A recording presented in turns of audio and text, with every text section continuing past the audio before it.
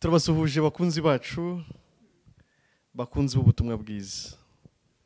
Mwe mukurikira channel Ijuru Ntirikorerwa TV, channel Imana yaduhaye kugira ngo mu gihe nk'iki cy'ikoranabuhanga ubutumwa bwiza bubashe kugera kuri benshi, cyane ko benshi bararushye, benshi bararemerewe, nyamara kandi ibibaremereye hari uwabyishyizeho kera.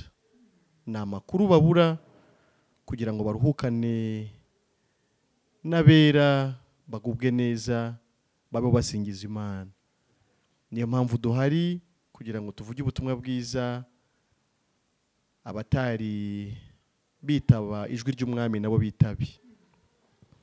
Turabakunda kuko n'Imana yabakunze, kandi natwe ikaba yaradukunze. Urwo rukundo rw'igisagirane nirwo natwe yaduhaye kubakunda. Twaherewe ubuntu kugira ngo dutangire ubundi. Utarajya kuri WhatsApp groupe yacu, turagusaba kutwandikira kuri 0784 4257. Iyo nimero iri kuri WhatsApp, uri hanze ushyiraho kode y'u Rwanda, ubundi ugasabana n'abera bari ku isi yose, tugasangira umunezero w'ijuru. Ngewe uvuga ni Emile Nshimiyimana, umwana w'Imana, umukiranutsi, ndi mu isi, ndi umutagatifu, nta cyaha mbarwaho, mbikesha kwizera Yesu. Ntabwo ndi njyenyine, ndi kumwe na bene data nabo biteguye kubaganirira ineza Imana yabagiriye muri Kristo. Reka rero mbaho umwanya kugira ngo babibwire, babasuhuze, twakirane, ubundi twinjire mu gitaramo, ariko twese twamenyanye. Ni karibu bavandimwe. Ndabasuhuje nanjye, ubasuhuza ni Eugene Ndabavunnye, umwana w'Imana. Ku bwa kavukire ya mbere, ivuko rya mbere, navutse ndi umunyabyaha ndetse nciriweho iteka. Iryo teka ryabaga mu mutima wanjye, ariko nza kumenya inkuru nziza. Menya inkuru nziza y'icyo Imana yakoze muri Kristo, mpabwa n'Imana kukizera, bimpesha kuvuka ubwa kabiri ku Mana. Ubu ndi umwana w'Imana, iwacu ni mu ijuru. Ndanezerewe cyane rero kuba Imana iduhaye uyu mwanya kugira ngo tuganire. Namwe ndabashimiye abadukurikiye, nimujye kure rwose, dukomeze twiganirire, Imana iduhana umugisha. Imana ishimwe. Nanjye ndasuhuza abakunzi b'ibiganiro by'ubutumwa bwiza binyura kuri YouTube channel Ijuru Ntirikorerwa TV.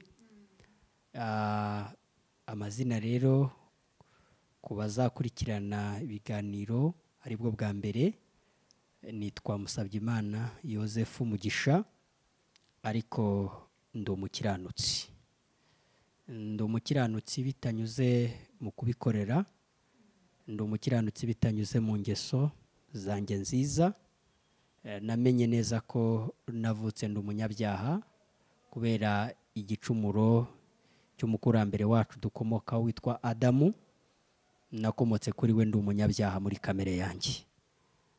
Hanyuma rero nkaba nari nkatiwe gucirwaho iteka mu maso y'Imana, ariko Imana idukunda urukundo ruhebuje, itanga umwana wayo Yesu, aza mu isi, yemera kubarwaho ibyaha byanjye byose, arabizira, arabikubitirwa, arabicumitirwa, ajya ku musaraba.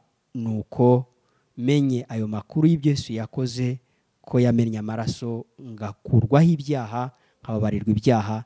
Ndabyizera, mbyizeye, urubanza rukurwa mu mutima wanjye. Kuri ubu rero mfite ibyiringiro, mfite ubugingo, mfite ijuru, naboneye ubuntu muri Yesu. Ndi umubwirizabutumwa rero bw'ubuntu bw'Imana bagankijije, nanjye nibwo mbwira abandi. Imana ishimwe. Nanjye ndabasuhuje abakunzi bakurikirana ibiganiro bitangirwa kuri YouTube channel Ijuru Ntirikorerwa TV.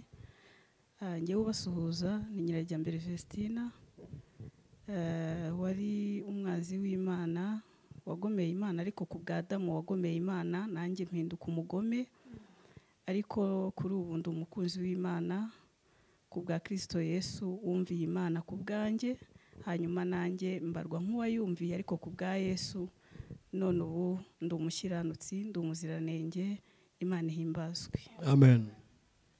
Nanyishimiye Imana ko twongereye andi mahirwe yo kugaruka hano muri studio y'Ijuru Ntirikorerwa kugira ngo tuzane kimwe duhora tubazaniye ubutumwa bwiza, nanone no kugira ngo nange mu gusobanukirwe munezerwe nkuko natwe twanezerewe. Turabakunda rero, ariko natwe turabizi ko mudukunda kandi ntituzarambirwa kuza kubabwira icyo Imana yakoze. Rero nanjye ndi umwana w'Imana, ndi umutagatifu, ndi umuziranenge. Ayo niyo mazina y'ijuru, ayo niyo mazina Imana inyita, ariko amazina asanzwe ni Muhanuzi Filipo. Ubwo nyene ku baturebye mbere, abatwumvise kwa kino kiganiro ari ubwa mbere, ayo niyo mazina.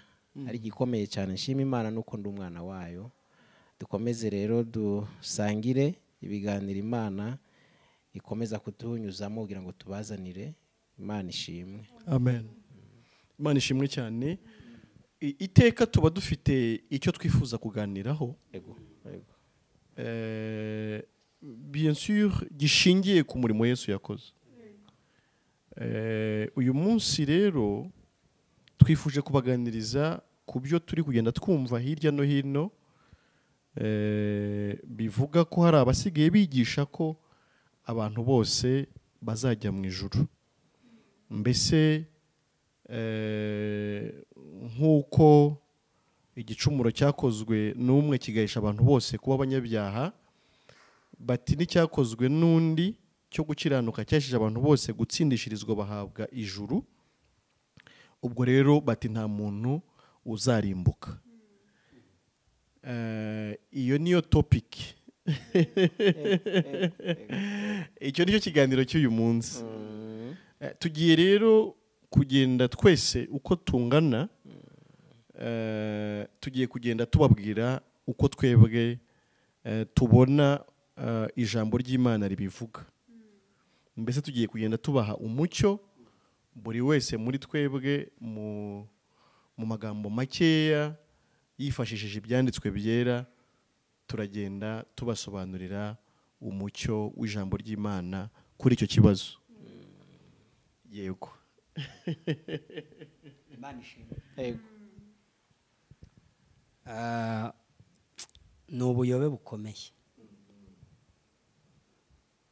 kubera ko icyanditswe nyine kandi koko kiranditse, kivuga ko umwe yakoze icyaha, abantu twese tugahinduka abanyabyaha, ariko undi agakora icyo gukiranuka, abenshi tugahinduka abakiranutsi.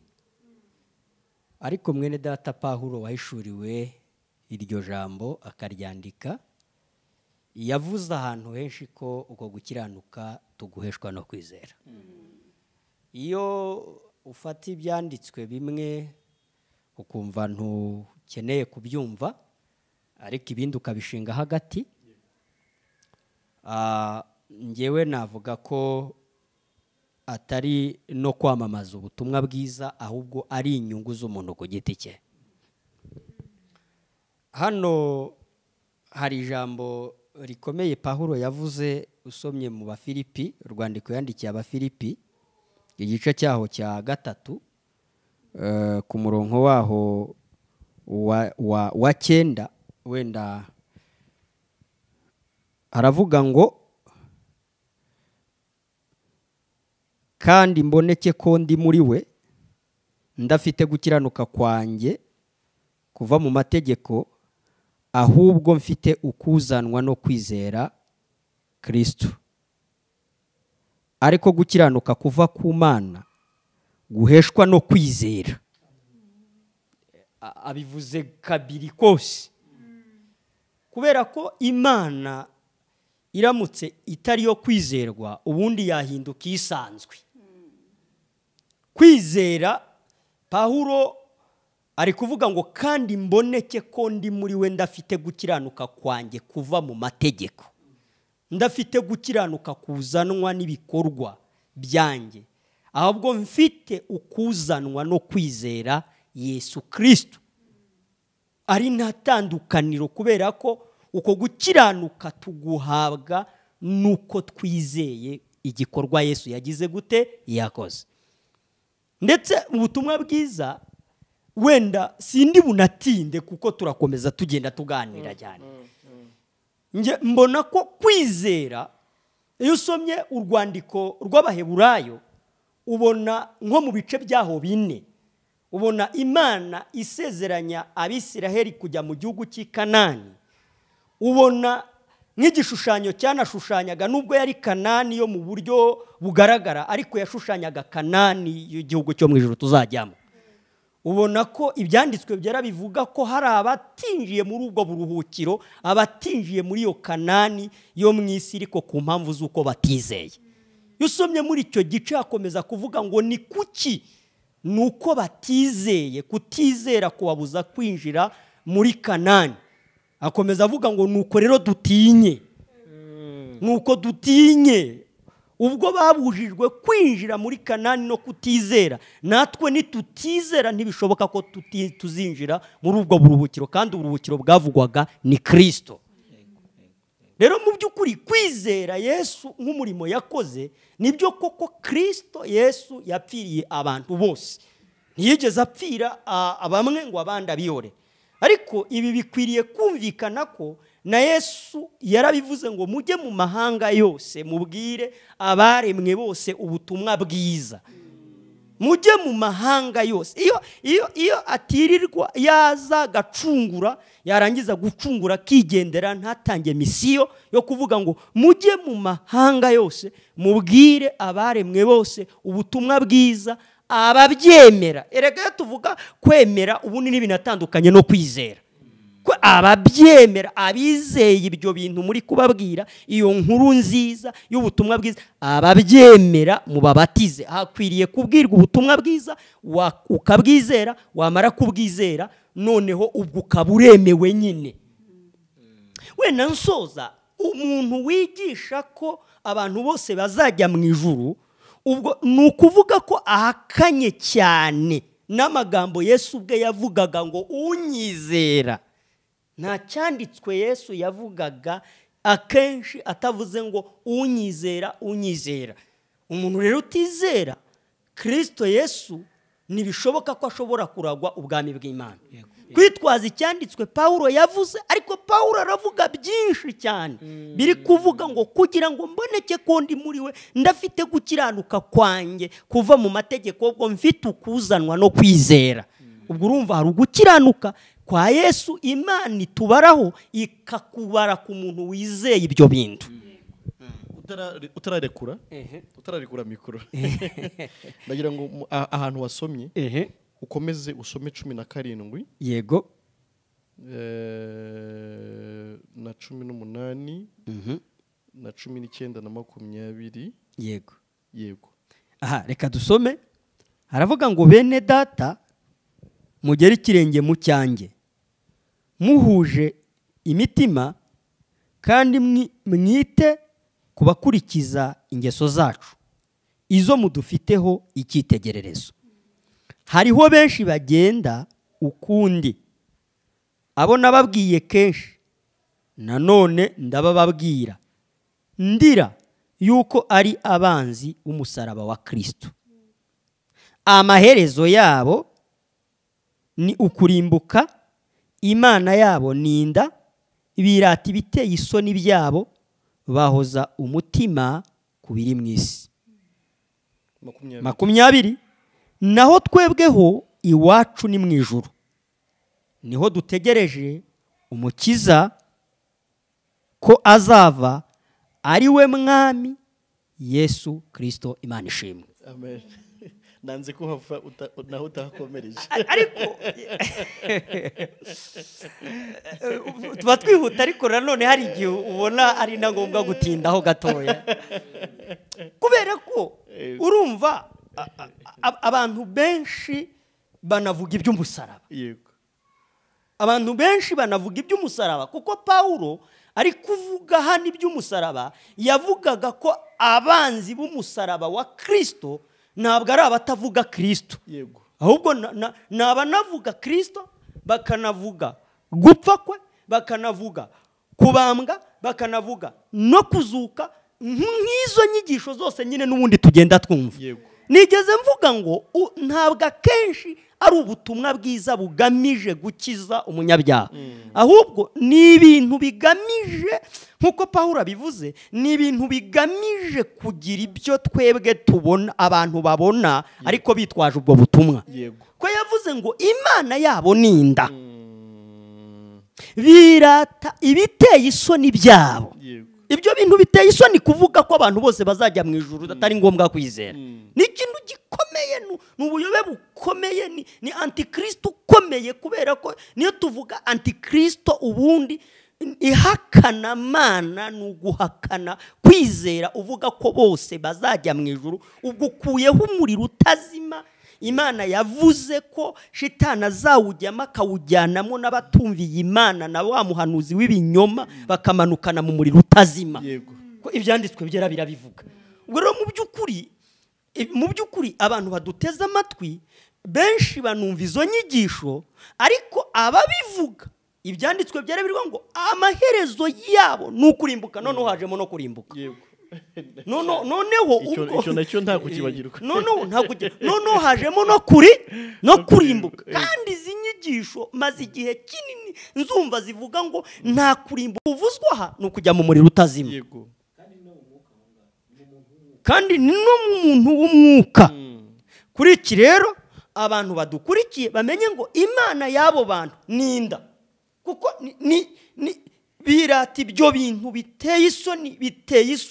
biteye isoni kubwira abantu ko kwizera atari ngombwa. yego hari uwo twabivuganye mu minsi yashize, mubaza ku ijambo Yesu yavuze ririya riboneka muri Yohana ubutumwa bwiza, igice cyaho cya 6 nko ku murongo wa 28. yego babaza Yesu, baramubaza ngo tugire dute, nuko iryo jambo rivuga Yego. ngo tugire dute ngo dukore imirimo y'Imana. Yesu arabasubiza ati umurimo w'Imana nguyu, nuko mwizera uwo nge namubwiraga ko izo nyigisho ari kuvuga zivuga ko tudagomba kwizera Yesu ngo tubone ubugingo, ari ikinyoma, ko na Yesu yavuze ko kwizera ari wo murimo wonyine gusa Imana yavuze. yego Muraza gukomeza rero bavandimwe. yego Ngewe icyo numvaga mvuga hano nuko kwizera Yesu byonyine, kwizera umurimo Yesu yakoze, ari byo bihesha ubugingo buhoraho. Utabyizera ibyo bikajyana mu muriro utazima. urakoze cyane. Imana ishimwe ko bw'umuvandimwe ku byo nyene duhaye bivuga kuri izi nyigisho nyene ziri hano hanze aha, zivuga yuko ngo abantu bose nibyo baracunguwe, natwe ntitubihakana, ariko nyene ntago bigomba yuko umuntu ngo agomba kwamamaza ko nta bazarimbuka. Kandi bihari nyene niba Imana yaravuze umuriro ikavuga n'ijuru, ifite abazajya mu ijuru, ariko ifite nabo n'abazajya mu muriro. Yesu yabivuze hano muri Yohana, Yohana yabivuzeho, ni ijambo ry'Imana. Yohana igice cya mbere, iyo urebye ku murongo wa 11 ugera ku wa 13, haravuga ngo yaje mu bye, ariko abe ntibamwemera. Icyakora abamwemeye bose bakizera izina rye, yabahaye ubushobozi bwo kuba abana b'Imana. Nyene ntiyumva ko nabamwemeye bose. Iyo rero havuze ngo hari abamwemeye, hariho n'abatazamwemera. Abantu hari ijambo bakunda kuvuga ngo hari abana b'ubugingo, hakaba nabo kurimbuka. None si ibyo navyo tubikureho. Yesu agiye gutanga raporo, ari hafi umurimo nyene agiye kusoza. Yavuze ngo data, abo wampaye nta numwe yavuyemo, nta wabamvuvunuramo, nabaciye mu kiganza nk'imanzi, mbese muri make. None se ko Yesu agarutse akavuga ngo data, abo wampaye, yaranavuze ngo barabawe kera urabama. Nyene ntiwumva ko abo yamuhaye ngo nta numwe yazimije. Urumva hari abatahawe nawe. Ibyo rero iyo umuntu avuga ngo nyene ngo nta bazarimbuka, ngo bose bazajya mu ijuru, none se nyene kwizera kwawe kumaze iki? Ngo kwizera bya bivuyeho. Noneho wenda aho rata ni no mu isezerano tuvuge wenda ni mu gihe Kristo Yesu atari bwabambwe, yego bashobora kuvuga ati oya urumva hariya ntiyari bwabambwe, ageze ku musaraba yaducunguye twese. Yego nibyo rwose yaducunguye twese, ariko iyo usomye hagomba kubaho ikintu bita kwizera, kuko baranakimbaje ati se twakora iki ngo turagwe ubwami. Urumva bo mu bwami n'abantu nyene batazajya mu bundi bwami, si byose. Bongera arababwira ngo umurimo n'umwe, nuko mwizera. Hari ahandi Yesu yavuze ngo inzira ijyana abantu muri Gihenomu yego ni ngari, yego sibyo, ngo abayinyuramo ngo ni benshi cyane, ngo ariko inzira ijyana abantu mu ijuru ngo irafunganye, sibyo, ngo abayinyuramo ni bake. Yongera avuga ngo ni njyewe nzira n'ukuri n'ubugingo, ntawe ujya kwa data ntamujyanye. Bafite ibyanditswe rero bano bantu benshi babivuga hano hanze aha bagenderaho, bo baravuga bati twese twari muri Kristo Yesu isi itararema. Dusome iryo jambo waruvuze. Yego muri Matayo 7 Matayo 7 murongo wa 13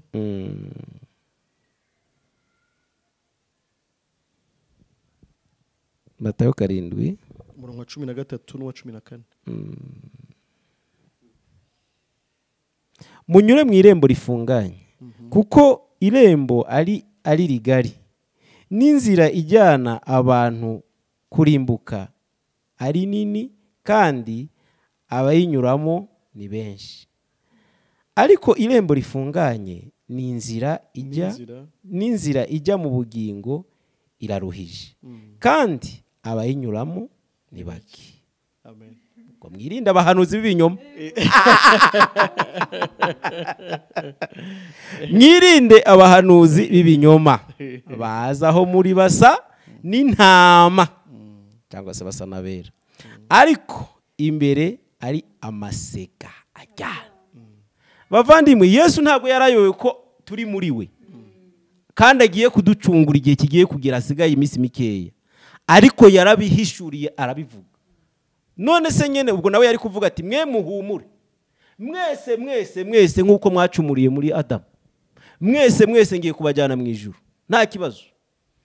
Ariko umviriza ikintu avuze, inzira ijyana abantu muri Gihenomu. Niba Yesu we akaba ari n'Imana yaravuze muri Gihenomu, wowe urinde uno munsi wo kuvuga ngo nta Gihenomu ihari?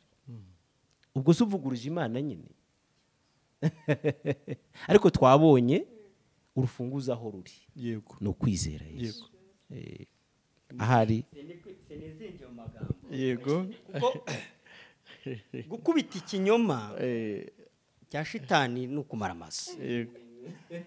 Ko iki kintu ni ikinyoma kinaruta kimwe twahozemo tutarakizwa. yego Hari yo bumva tuvuga umuriro bagira ngo twe ntituze urukundo rw'Imana. Ari ugira ngo urukundo rw'Imana turaruzi, ariko Imana mu rukundo rwayo ubundi ntifata ku ijosi. yego Igomba kukubwira, yamara kukubwira nyine ukemera ibyo yakoze. None se niba Yesu nyine nagiraga ngo kuri uyu murongo nawe avuze ibyo kuzavuga ngo mumve imbere mwankozi zibi bimwe, nko ku murongo waho reka mpere ko kuri 21. yego haba ngo umuntu wese umbwira uti mwami siwe uzinjira mu bwami bwo mu ijuru, keretse ukora ibyo data wo mu ijuru ashaka. Benshi bazambaza kuri uwo munsi bati mwami ntitwahanuraga mu izina ryawe, ntitwirukanaga abadayimoni mu izina ryawe, ntitwakoraga ibitangaza byinshi mu izina ryawe? Nibwo nzaberurira nti sinigeze kubamenya, nimumve imbere mwankozi zibibi. Nari mvugiye iki ahangaha kugira ngo dukomeze?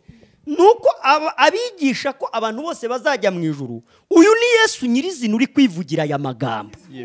Ni disikuru kandi ari kubibwira abantu. Nta nubwo ari kubibwira abantu ngo nimumve imbere mwankozi zibi bimwe, simbazi sinigeze no kubamenya. Ngo bazaba bari kujyayo, abazakura imbere ye, aho bazaba bajya. Hari irindi juru se ngo naho bazaririra bakanahekenyera iki? Amen. Amen. Bivuze ngo rero ntabwo ko umuntu ukuraho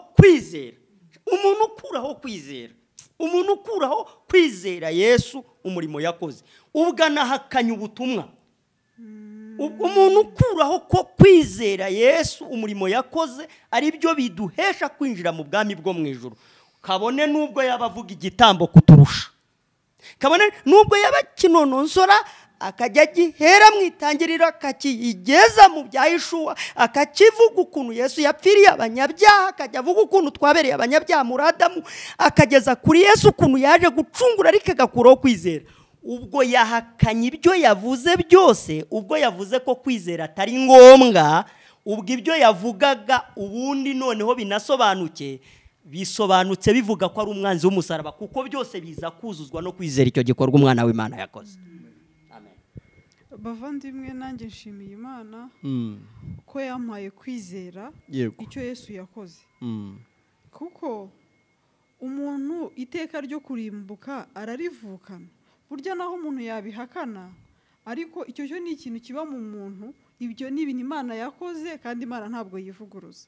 Ku bw'icyaha umuntu nyine azarimbuka, kandi koko iherezo ry'abanyabyaha nk'uko bene data babivuze bakoresha n'ibyanditswe, nko mu byahishuwe mu gice cya 20 cyose ugisomye gisobanura neza iby'uwo munsi uko bizagenda. Hano rero muri aya magambo y'ibyahishuwe igice cya 20 hagaragaza neza ko hera kuri 14 na 15 urupfu n'ikuzimu bijugunywa muri ya nyanja yaka umuriro. Iyo nyanja yaka umuriro niyo rupfu rwa kabiri. Kandi umuntu wese utabonetse ko yanditswe muri cya gitabo cy'ubugingo ajugunywa muri iyo nyanja yaka umuriro. Yego. Narindi kuvuga ko rero bigaragara neza ijambo ry'Imana ryarabihamije henshi ko kurimbuka kurahari, niko kujugunywa mu nyanja yaka umuriro. Hano baba bagaragaje ko habayeho kuzuka kwa mbere, bakavuga ko abazazuka bwa mbere nyine twese tuzapfa urupfu rw'umubiri. Noneho abo Yesu azaza yenda batari bapfa urupfu rw'umubiri, tubona ko hari uko Imana izabigenza, abizeye bagahindurirwa rimwe n'abari barapfuye. Ariko hazabanza habeho umuzuko wa mbere. Umuzuko wa mbere, abantu bafite umugabane mu muzuko wa mbere baranahirwa nyine nk'uko ijambo ribivuga, nabera nabizeye icyo Yesu yakoze. Yego. Hano bikagaragaza ko umuntu utarizeye ntabwo azazuka bwa mbere. Kandi abazazuka bwa mbere ngo nibo bazimana na Kristo imyaka 1000. Yego. Nibamara kwimana na Kristo imyaka 1000, mu gihe bari kwimana na Kristo imyaka 1000, Satani azabohwa. Ariko noneho nyuma ya myaka 1000 abohorwe, nabohorwa ajye gutera amahema y'abera. Hano mu gice cya 20 nyine barabivuga, nimuhasoma muzabibona. Noneho mu kuyatera nyuma nyine noneho ngo bongere bamufatire, noneho bamurohe, ariho twasomye kuri uyu murongo wa 14. Hagaragaza ko urupfu n'ikuzimu bizajugunywa mu nyanja yaka umuriro. Ngo kandi iyo nyanja yaka umuriro noneho ni rwo rupfu rwa kabiri. Kandi noneho umuntu ngo uzagaragara ko atanditswe mu gitabo cy'ubugingo, nawe azahita aroha muri iyi nyanja, hahandi nyine Satani nawe muhanuzi w'ibinyoma baroshywe. Biragaragara neza ko igitabo cy'ubugingo, wenda reka nacyo tugisobanure. Igitabo cy'ubugingo nyine ni Yesu. Kwizera Yesu niko kwandikwa mu gitabo cy'ubugingo. Kutamwizera rero ubwo urupfu rwa kabiri ruragutegereje, kandi urupfu rwa kabiri ni inyanja yaka umuriro. Umuntu rero bizagaragara ko atari mu gitabo cy'ubugingo azahita aroha muri ya nyanja hamwe na Satani. Ubwo narindi kugaragaza ko ijambo ry'Imana rihamya ko kurimbuka guhari. Ariko hari n'ahandi ribivuga mu Bakorinto ba kabiri igice cya 2 umurongo wa 14. Bakorinto ba kabiri igice cya 2 umurongo wa 14. ariko Imana ishimwe kuko ihora iturangaje imbere ikaduha kuneshereza muri Kristo no gukwiza hose impumuro nziza yo kuyimenya. yego Kuko turi impumuro nziza ya Kristo ku Mana hagati y'abakira n'abarimbuka. Kuri bamwe turi impumuro y'urupfu izana urupfu, Yego. ariko ku bandi turi impumuro y'ubugingo izana ubugingo, kandi ibyo ninde ubikwiriye? Nitwe, kuko tutameze nka benshi bagoreka ijambo ry'Imana, ahubwo tumeze nk'abatariganya batumwe n'Imana bakavuga ibya Kristo imbere yayo. Imana ishimwe. Ngo ninde ubikwiriye? Ubundi se wa mugani kurimbuka kuramutse kudahari twaba twirirwa tubwiriza ubutumwa bwiza kubera iki? Ariko bavuze ati se ni bande babikwiriye ubundi kubwiriza ubutumwa bwiza? Ngo ni abantu batumwe n'Imana bavuga ijambo ry'Imana batariganya. Hari ikinyarwanda cyo kivuga ngo ntago tumeze nk'aba bandi bahinduye ijambo ry'Imana nk'igicuruzwa mu isoko. Hari abantu barihinduye nk'igicuruzwa mu isoko, bagira ngo kugira ngo babone indamu barakoresha ijambo ry'Imana, akaba yanarigoreka kugira ngo za ndamu aze kuzibona. Abo nibo birirwa bahindagurika, bagahindagura ibintu, bakavuga ngo ntabazarimbuka. Kurimbuka kurahari, Imana yarabyandikishije. Ariko rwose hano nyine bihanagaragaje ko ngo turi impumuro ya Kristo ku Mana hagati y'abapfa n'abarimbuka, y'abakira n'abarimbuka. Ubwo rero uwizera arakira, ariko utizera we rwose azarimbuka. Nanone Yohana yarabihamije mu butumwa bwiza mu gice cya 3 umurongo wa 18, akavuga ko uwizeye izina ry'Umwana w'Imana amaze guhabwa ubugingo buhoraho. Ariko ngo utamwizeye ngo amaze gucirwaho iteka, kandi umujinya w'Imana ugahora kuri we. Rero nanjye naringize ngo ngire icyo mbivugaho rwose, abantu ntibababeshye. Kurimbuka kurahari, Imana yarabihamije, ariko nanone kutarimbuka kurahari. Ese kuki umuntu yakubeshya, yakubwiye ahubwo icyo usabwa? Uba usabwa kwizera, ukizera, kandi ko Imana ikiranukira guhereza ubugingo buhoraho abizeye Yesu. Mu gice cya 4 cy'Abaroma hakagaragaza ko Aburahamu nawe ngo yizeye Imana, bimuhanirizwa no kuba umukiranutsi. Utizeye nta kundi byagenda. Utizeye rwose ubwo uri umunyabyaha, kandi wabo w'abanyabyaha no kurimbuka. Imana yacu ihimbazwe. amen. nanjye icyo nakongeraho, hari amagambo Yesu yabwiye Nikodemo, yego ari mu butumwa bwiza uko bwanditswe na Yohana igice cya 6. yaramubwiye ngo kuko yakunze, n'amagambo abantu benshi bazi bakunda no kuvuga cyane. Igice cya 3 guhera ku murongo wa 16, ngo kuko Imana yakunze abari mu isi cyane, ngo byatumye itanga umwana wayo w'ikinege, kugira ngo umwizera wese atarimbuka, ahubwo ahabwa ubugingo buhoraho. Ukomeje kuri 17 haravuga ngo kuko Imana itatumye umwana wayo mu isi gucira abari mu isi w'iteka, ahubwo yabikoreye kugira ngo abari mu isi bakizwe nayo.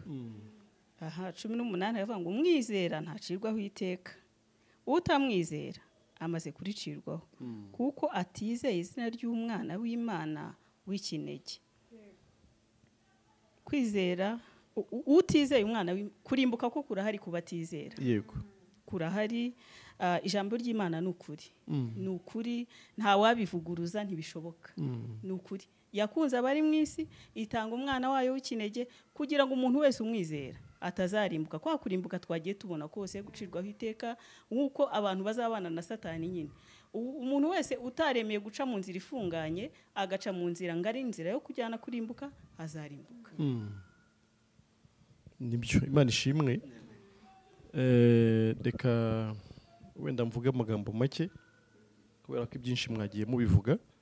Tunagana ku musozo w'ikiganiro, tuzakomeza kubiganiraho n'abadukurikira, kubera ko nifuzaga cyane ko twajya tubaha nyine ibyanditswe. Hanyuma Imana izakomeza kugenda ihishurira abatwumva iciye mu ijambo ryayo nyine. Muri Yohana mu gice cya 5 mu ivanjiri cyangwa se mu butumwa bwiza bwa Yohana,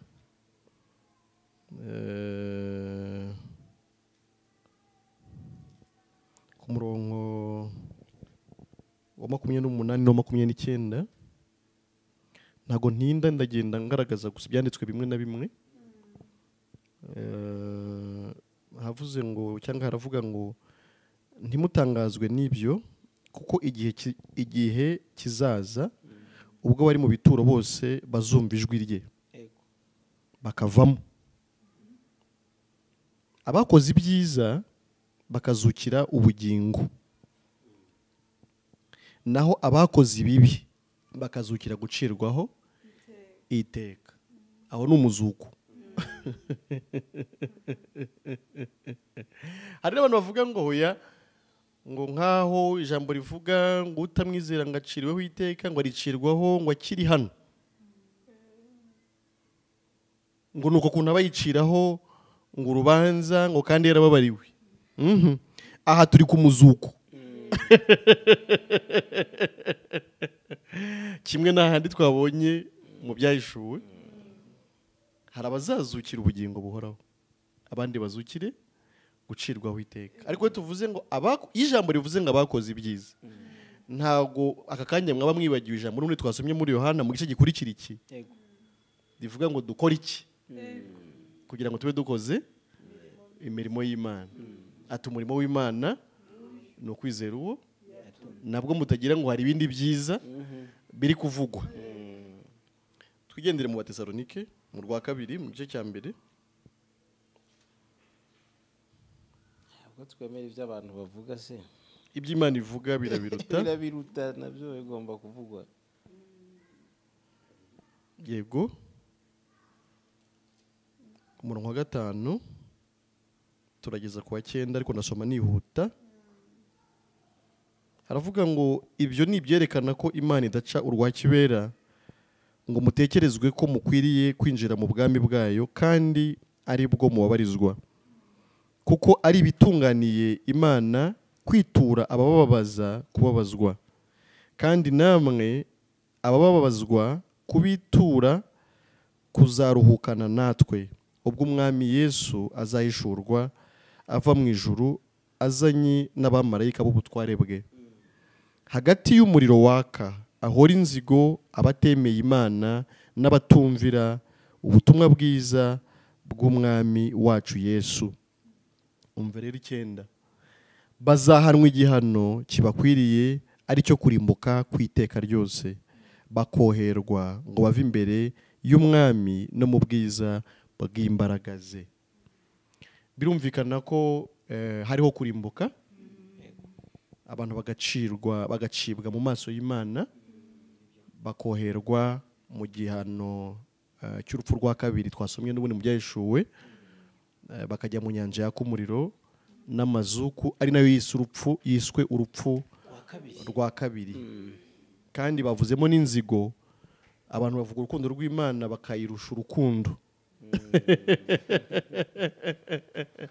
Nyamara hano hakagaragaza ko izahora inzigo abatizeye ubutumwa bwiza n'abatumvira Imana bose. Ubwo rero ariko n'ubundi abatumvira Imana nane bo nyine batizeye ubutumwa bwiza.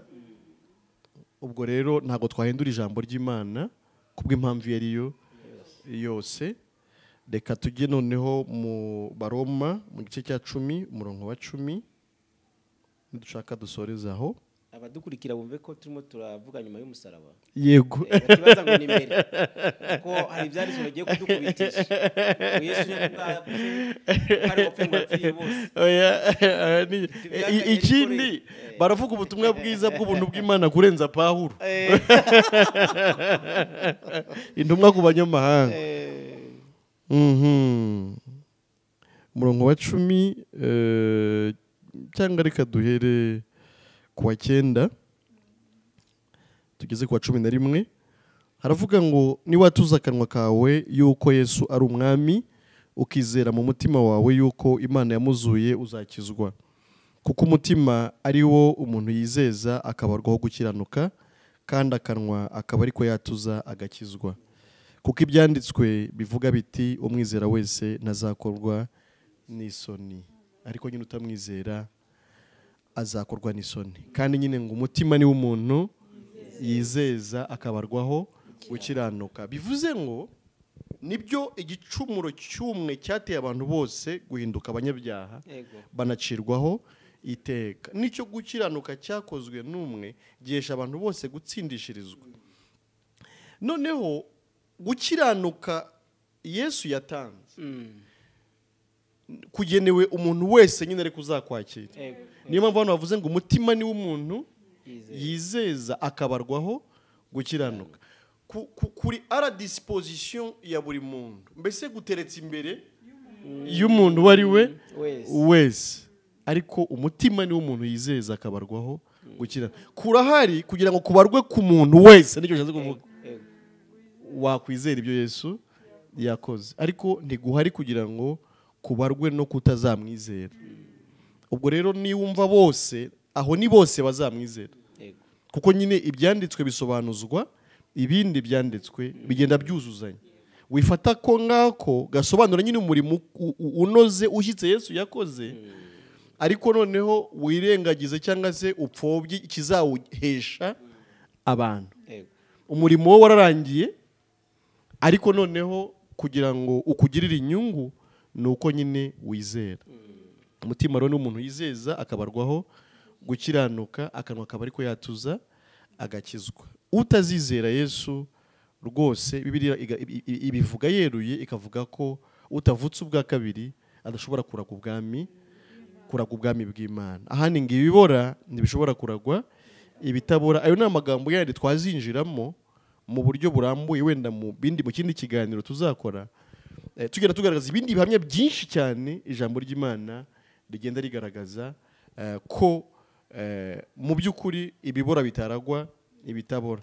Kandi ibibora ni abo bantu nyine batari bizera Kristo ngo bahabwe ivuko rishyashya ry'iteka ryose riva ku Mana.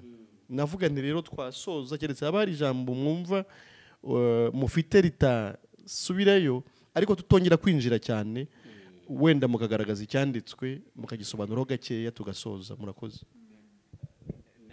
Ni amasegonda. Ni icyanditswe kiri hano nanone mu byakozwe n'intumwa 13 nko ku murongo waho wa 39, aravuga ngo kandi uwizera wese atsindishirizwa nawe mu bintu byose ibyo amategeko ya Musa atabashaga kubatsindishiriza.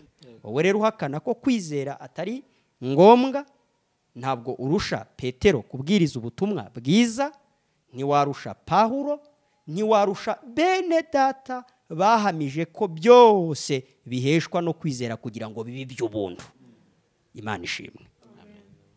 Turabashimiye mwe mwadukurikiye, tuniteguye kwakira comment zanyu, mutubwire uko mubyumva, cyangwa niba hari n'ubashije gusobanukirwa akaba wenda nawe hari ukuntu yabyumvaga kutariko, ariko akaba mu by'ukuri ari umucyo noneho yaba yakiriye, nawe tuzashimishwa no kumva amashimwe yiwe. N'undi kandi waba akibishidikanyaho, yumva yaba yaremeye ibyo bitari ukuri ku ijambo ry'Imana, akaba wenda agifite byinshi byo kudusobanuza, nawe natwandikire kugira ngo turusheho kumusobanurira. Ibindi rero twavuga ngo amahoro y'Imana abane n'abizera Yesu Kristo bose none n'iteka ryose. Amen.